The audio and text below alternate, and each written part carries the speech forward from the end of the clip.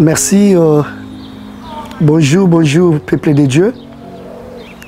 C'est bien moi, votre serviteur, Pasteur Pompidou Tsokila de l'église Centre évangélique La Restauration des âmes en Sigle Serra.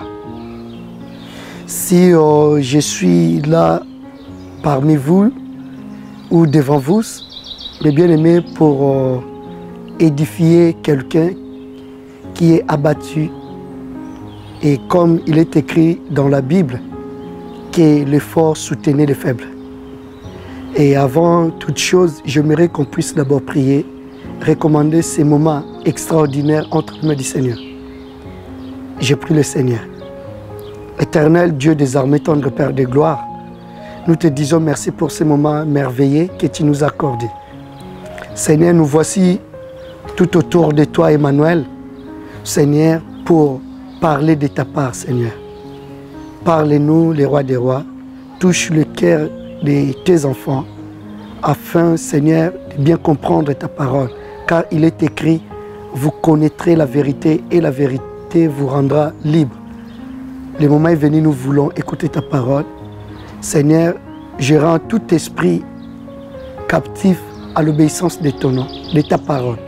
Dans le nom de Jésus-Christ, j'ai ainsi prié. Amen. Voilà mes bien-aimés dans le Seigneur.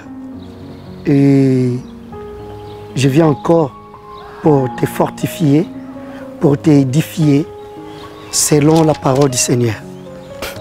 Aujourd'hui, nous allons parler sur un thème un peu particulier, pertinent aussi, et manque de confiance en soi. Les conséquences, parce qu'il y a tant de conséquences, mes bien-aimés dans le Seigneur. Pendant qu'un enfant de Dieu manque la confiance en elle ou en soi, il y a vraiment des conséquences importantes dans sa vie. Et la Bible nous dit quoi? Nous allons parler tout autour des Écritures. La Bible nous dit dans le livre des 1 Roi, chapitre 11, et je commence au verset 26. La Bible nous parle l'histoire d'un homme qui s'appelait Jéroboam. Jéroboam, la Bible nous dit, je peux lire vite fait, Jéroboam aussi, un serviteur de Salomon, se révolta contre les rois.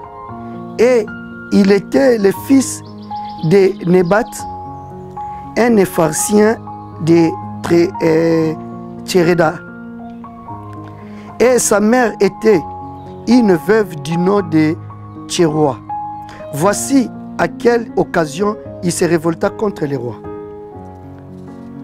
Salomon était en train de construire Milo et de préparer la brèche faite dans la ville de David, son père. Jéroboam était fort et vaillant. Ayant vu ces jeunes hommes à l'œuvre, Salomon lui donna la surveillance de tous les travaux de la famille de Joseph. À la même époque, Jéroboam sortit de Jérusalem et rencontra en chemin le prophète Achija de Silo. Habillé d'un manteau neuf, il se trouvent tous les deux seuls dans le chemin. Verset 30. Achija attrapa le manteau neuf qu'il portait, il déchira en 12 morceaux et dit à Jéroboam, prends 10 morceaux pour toi. En fait, voici ce qu'il dit l'Éternel, le Dieu d'Israël.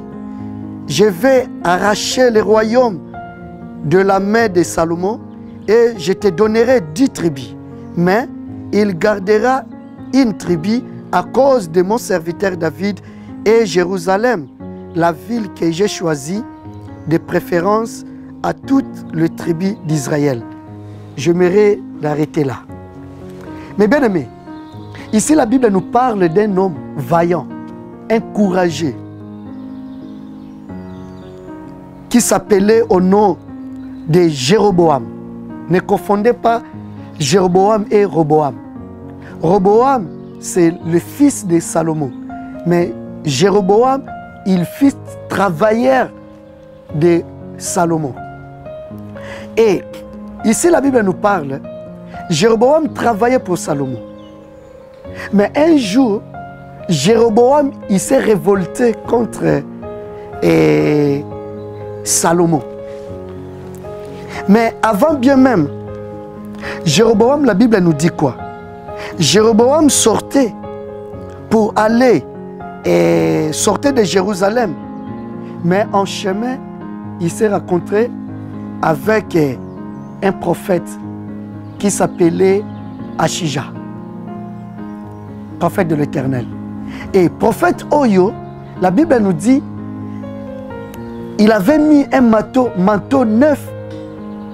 Et il a pris, du coup, quand il a vu Jéroboam, il a pris son manteau, il a coupé ça en 12 morceaux. Et il a donné 10 morceaux à Jéroboam. Il a gardé 2 morceaux. Il a dit à Jéroboam, garde ces 10 morceaux. Pour lui, c'était vraiment un message. Ce qu'on appelle parole de connaissance. Prophète a péci parole de connaissance, ce n'est pas Jéroboam. Oyo, qui veut dire seulement qu'Israël sera divisé en 2 parties. Et on va donner, l'Éternel va donner à Jéroboam 10 tribus. Et les 2 tribus, l'Éternel va donner à la descendance de David par rapport à l'alliance que l'Éternel avait fait avec David. Car Dieu, c'est un Dieu d'alliance. Il respecte sa parole. Voilà mes bien-aimés dans le Seigneur. Et Jéroboam, il a pris les 10 morceaux qui symbolisent les 10 tribus. Mais, dans le moment où Israël les ont divisé, le roi était encore Salomon. Mais mes bien-aimés, quand vous lisez encore plus loin, Jéroboam, il s'est révolté à Salomon. Jéroboam, il a fui en Égypte. Il était exilé en Égypte. Pourquoi? Parce que Salomon cherchait à tuer Jéroboam. Et après la mort de Salomon, quelques années plus tard, Salomon, il a remplacé son fils Roboam. Donc c'est Roboam qui a pris la place, il a succédé son père Salomon. C'est pour cela qu'il y a une nuance entre Jéroboam et Roboam. Jéroboam, vaillant, c'est quelqu'un qui travaille chez Salomon. Roboam, c'est le fils de Salomon qui a succédé son père. C'est petit-fils de David. Mais bien aimé, et la Bible nous dit quoi? Quand Roboam il est devenu roi, et Salomon il était déjà rejeté. Pourquoi? Dès le début, Salomon respectait les normes de Dieu. Mais comme à un moment, Salomon a trahi Nzambé. A commis qu'on soit bassé belé, qu'on soit n'importe quoi, a commis même, a souillé même l'église. Temple Oyatongaki.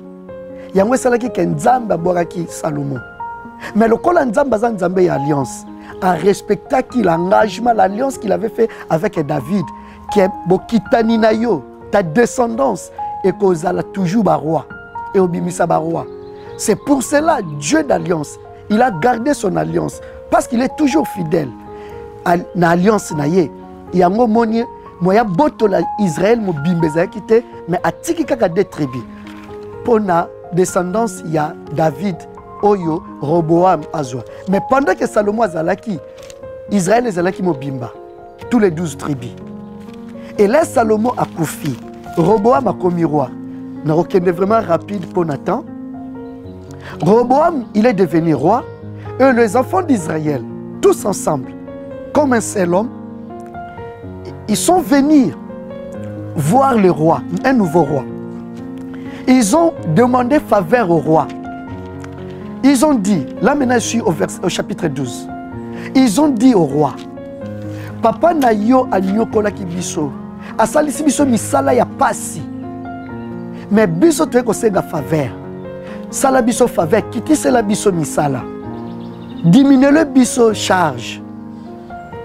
Roboam, le fils de Salomon, petit-fils de David, ayebisi bango nayoki bino bokende bopesanga 3 jours et vous revenez, je vais vous répondre. Et bana Israël bakei et Roboam il est parti voir le vieux ba obazaki génération moko na papa na Salomon ayebisi ba vieux tala bana Israël ba ko senga ngai conseil na kitisela bango musala par rapport ndengi papa banda ko pesa bango yo olobi nini bino bolobi nini. Et les anciens, le vieux, les vieillards, ils ont conseillé Roboam. Ils ont dit, faites-les. Fais ce qu'on te demande. Sala oyo basengi yo. Roboam andimi, azongi. Au lieu de garder conseil, il y a des parents, il y a des colo, il y a des expérience, il y a préféré que sous retourne à des collègues, des ninga, des camarades.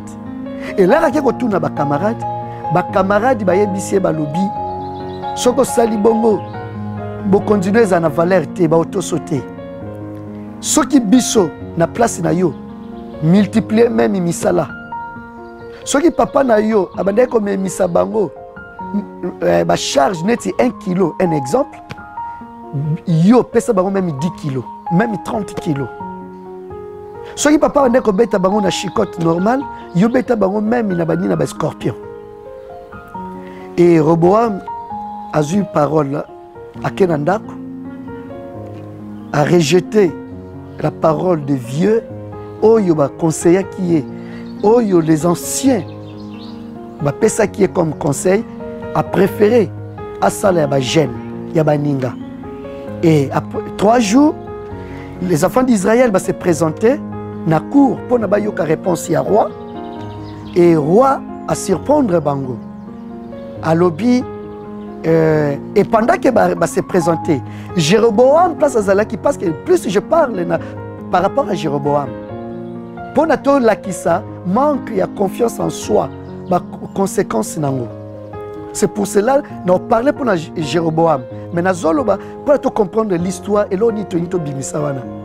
Jéroboam pela rayoka ki Salomon a kufi azongaki na Israël, bakende ko zoya azongaki. Et là Roboam va surprendre le peuple. Alors bien, tout cas, nous quittons la bino misalate, quand on a rebaki ça. Répondre bango la réponse des jeunes. Et du coup, prophétie à Jéroboam a qui na chemin. Et pas prophète à Shija et Boti. Et 10 jours. Et Kokisami. Parce qu'il fallait Israël et Kabwana. Mais Nzambe lokola za juste juge akoya kata kaboli Israël. Yango, mais bien aimé dans le Seigneur, Dieu n'est pas l'auteur du mal. Il n'a jamais créé le mal, mais Dieu se sert du mal. Conseil gratuit, parenthèse. Cause à l'instrument te oyo yamabe oyo Nzambe akoki se servir pour na punir batu. Lingando à l'instrument oyo Nzambe se servir pour bénir les gens. Je ferme la parenthèse. Et Nanzela ya Roboam et Boti prophétie. Prophétie est concrétisée plutôt pour la prophétie. Peuple balobi, tikala nabo konzi na yo. Donc biso toza na droit ya héritage à David te. To tikel yo héritage na yo, bokonzi na yo toke na biso. Du coup, babaluki balobi na Roboam, na Jéroboam plutôt, comme roi na biso. Vous voyez, la prophétie est la tinzoto. Roboam, il est devenu roi. Et du coup, l'Israël est divisé en 2 parties, ce qu'on appelle schisme. Roboam a eu partie à nord. Partie à nord, Obabengi, Israël, est partie à nord, il y a qui partie à nord, capitale est commis Samarie. Roboam a tikali na partie sud, Juda, Oyo capitale nango Jérusalem. Voilà. Or, temple est qui na Jérusalem. O balobaka yango moni na Jean bazoba na biso histoire à Christ na femme samaritaine azoloba biso na bino toyoka na raté noyau ya problème yango yo oyo ba samaritaine na bata jida bando yoka na te problème yango nde yango yo. Or Jéroboam tu n'as jamais intercédé pour devenir roi. Tu n'as pas intercédé pour devenir roi. Tu n'as même pas prié un jour à Dieu. Dieu, fais-moi grâce de devenir roi. Tu n'as même pas prié pour ça. Tu n'as même pas intercédé. Mais par l'amour de Dieu, par sa grâce, sa souveraineté, Dieu lui-même t'a confié la royauté. La royauté, mes bien-aimés. Mais, manque de confiance en soi. Moutuloko la zangi confiance en soi. Mes bien-aimés, Azon di mateke a commis roi ya solo. Voyez-vous l'homme, mes bien-aimés, yozo landangoza na kaoyo. Jéroboam bavanda kakoma roi ya 10 tribus. Oya moné la pasteur, il a même pas prié pour ça. A prié pour Nangote. Mais Jéroboam est comme un moment oyo bana Israël bakendaka ko prier na Jérusalem. Parce que bazali na ba culte na bango, ba prier basalaka na Jérusalem. Jéroboam il commence à réfléchir. Alobi soki na tiki bana oyo peuple oyo bakende Jérusalem. Oh Jérusalem eza na ngambu ya Roboam. Tamsu bano ba ozonga sute ba kotikala. Donc il faut na ça lelo komoko na empêcher bango bakitaka Jérusalem te. C'est là où Jéroboam il a construit des hôtels. Or, il a créé des sacrificateurs. Or, ezalaki musala moko approprié na ba lévite. Donc Jéroboam a bandi ko buka mibeko likolo kozanga confiance ya Nzambe. Jéroboam kozanga confiance na yak azobanga soki na tiki bato bakende Jérusalem bakotika la kuna tapsu balandaki nga na loyenge abosa nike balandaki na prophétie parce que Nzambe mutalinga ke salama bongo. Yango memaki Jéroboam na désobéissance. Manque de confiance en soi. Place yaki ko sala ke Nzambe ko boaka Jéroboam. Yango moni ba roi nyoso baleka na royaume du nord bazaki ba impur. Place itolobaka femme samaritaine na bibi so da bido toyoka na raté c'est cela. Mais bien aimé, yo siko mutozo landanga. Surtout ndeko nanga musala Nzambe. Mingi malade eza na biso basala Nzambe. O intercédate. Peut-être oza issu ya famille ya banganga, ya kindoki. Mais Nzambe na kati ya famille ya bandoki. Abimisi ya salio musala. Balia yote. Ba maladie ya famille héréditaire ezwa yote. Nzamba benga yo asala musala. Apesi yo pe ministère, apesi yo peuple. Mais pourquoi zo banga? Okomi ko préfère que no simba kisi. Pono kamba bana Nzambe. Surtout, je m'adresse aux hommes de Dieu. Manque de confiance en soi. Eza arme moko lourd, yango zo bimisa biso na volonté Nzambe. Tozo bosa na mutabenga biso, to priate, to jenate, mais Nzambe boka lokoti ya commission musala Nzambe. Apesio ba am o tala pe na kati église no yebi no ba adresse na bango te. Yo pete muto évangéliser bango. Ndeki ba ya oyebite. Mais soki ka komoni évangéliste Rodrigue a sali séminaire au komiko banga. Yo po bandi ko créer likam na ndeki no parce que zo banga soki na créer le côté bana ba okende kuna ba otika la kuna. Est-ce que activité créer une église na volonté Nzambe? Est-ce que présence Nzambe kozala? Parce que sali yango pour na manque il y a confiance en soi. Pour na empêcher batu bakende ko yoka pe maloba Nzambe place mususu. Et c'est des choses qui se passent aujourd'hui dans nos églises. C'est des choses qui se passent aujourd'hui. Tozo bosa na Nzamba bengi biso, to komi pona naeba na fona kota na clan moko bo ya basala Nzambe nde kuna na koyebana. Parce que basala kombo. Donc tozo yeba mutabenga biso te. Tozo bosa na ke biloko tozwa to intercéder ki na ngote, eza gratuit. Mais pourquoi tolingi to bima to copier kaka batu? Yozo landanga mwana Nzambe. Okutana na mobali moko oyo kutu na ba critère na yo ou bien na rang social na yo ezo correspondre te na mobali wana. Mais alingi yo na bosolo. Mais ozanga kimia. Misusu kutomona ke même ko zwa kisa okanga mobali. Ozo banga ta mususu asalisa nenga jaro lobi ko kima. nzamba peso libala moke kokangisa ona kisi okomi ko banga tabso sa okimo bien alinga na kidiba par erreur nzela na ye vine nyo samona basite nzamba peso mo si tellement leki kitoko okoma ko banga bima même akende église o ba ko linga ye yo ke ça va kutana na batuto ba leki même na bozu et l'ikola manque de confiance en soi.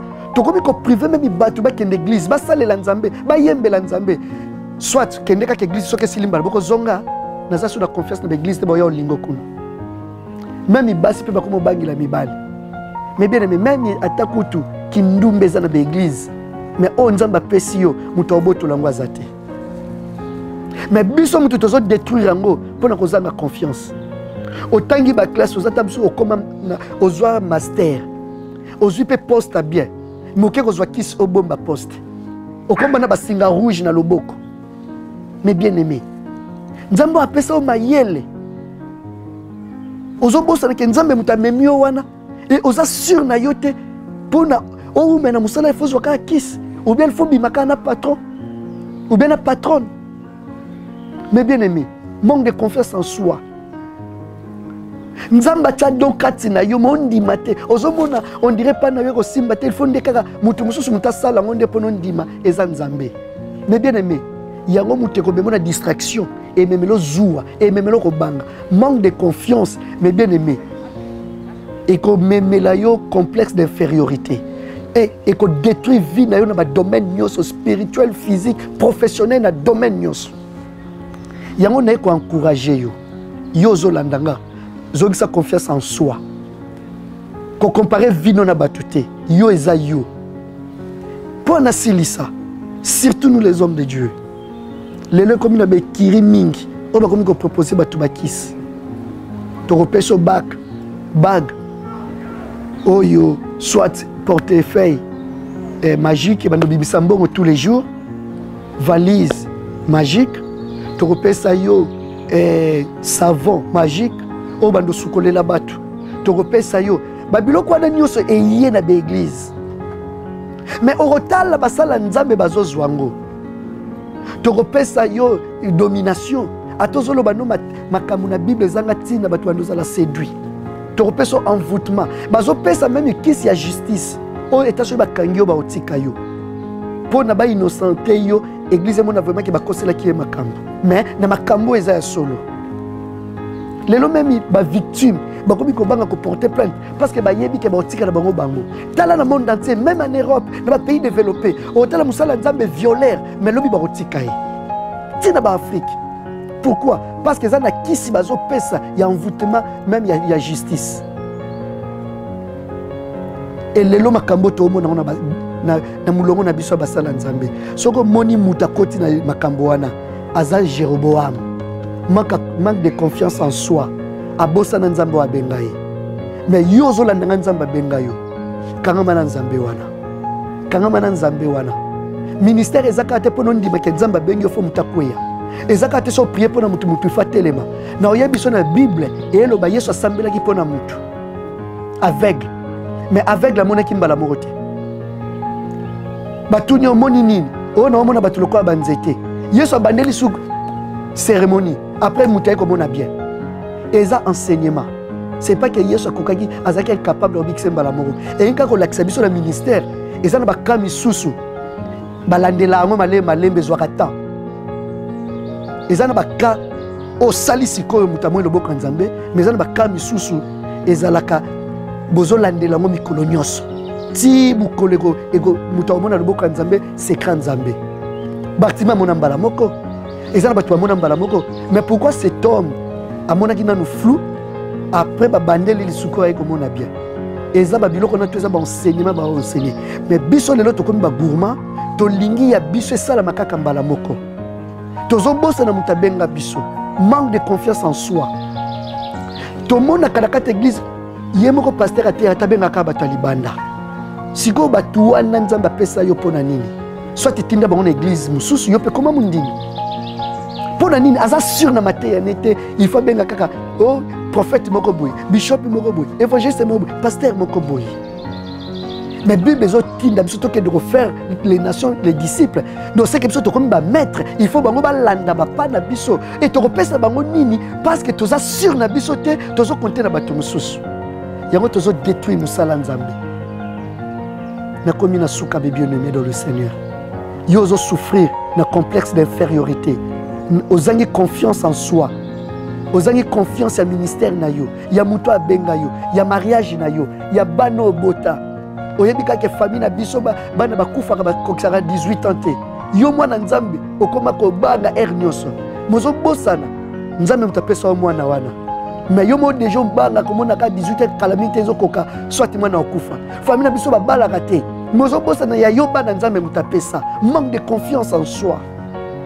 Mais bien aimé, soko kangami na piège oyo okosala eloko mote kosimba na ba domaine nyonso ezala ya libala conjugal familial professionnel na ministère eloko moko to kosala na vino kosimba soko okangami na piège oyo mais lelo na ko révolutionner yo bima na piège oyo mimona que tu es capable comme les autres et tu vas faire au-delà même des autres ngai batu o balobaka nzambe salelanga lokolo salaki Paul salelanga lokolo salaki Moïse ngana banga no sambela bongo te ngana senga nzambe salelanga au-delà ya Paul au-delà ya Moïse au-delà ya Abraham na kokana bango te nga fo andeka bango. C'est ça ma prière. Que Dieu vous bénisse. Nalingi ozasko temps mizonga ou examiner vie na yo. Soit décision. Mais bien aimé, Bible dit approchez-vous de Dieu et il s'approchera auprès de vous. Soit que la décision repousse à ne pas nzambe. Il y a ko abandonner boumbu oyo umeli nango. Mais bien aimé nzambe okangola yo. Or bimission en prise oyo. Manque de confiance en soi. Manque de confiance. Mutubusu sa somona peut-être pour na complexe à langue. Moyena te ya nzambe zate. Na zoka bato ba koka koloba. Mais bien aimé, américain taye na France, a te en anglais. Irakien soka ye na France a te na mnoko na bango. Mungu na pa ko kangoka pour na langue. Pour na kaka okokisa mission na yote mais bien aimé. Bima na piège à Satan. Mi pesa confiance. Français na Congo ou bien na pays na yo te na mnoko na ye. Yango te zala prétexte. Sala o boyoka na nzambe. Ko fabriquer loko mo te pona nzunzu na yo. Soit sagesse moko boy. Pona o empêcher. Peut-être yango ndeko gagner. Mais bien aimé, nous sommes par la révélation. Voilà que Dieu vous bénisse. Nzambe apambolayo. Nous allons prier. Nzambe a miracle. La Bible me dit l'Esprit de Dieu est sur moi. Dieu m'a oué pour délivrer. Seigneur, Nzambe a oindre yo pour nako kangola. Yesu. Banana yo baza.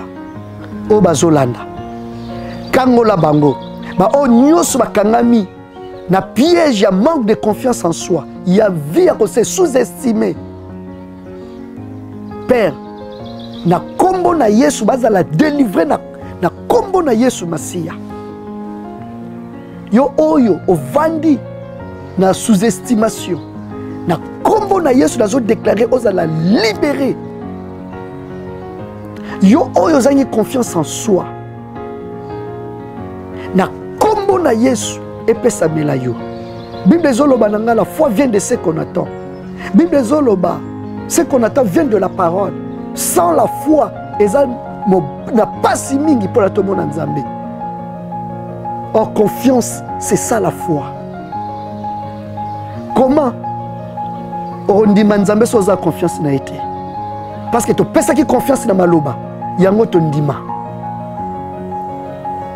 Nzamba lola akangola au place ozali. Et amema yo lisusu. Atalisa yo rôle na yo ezani na mokili oyo. Afin que sala ngona kimia nyoso pour na gloire ezonge panai na kombo na Yesu. Nzamba pambolo zolanda et que Dieu bénisse aussi la maison ZL Pro. Amen. Que Dieu vous bénisse. Amen.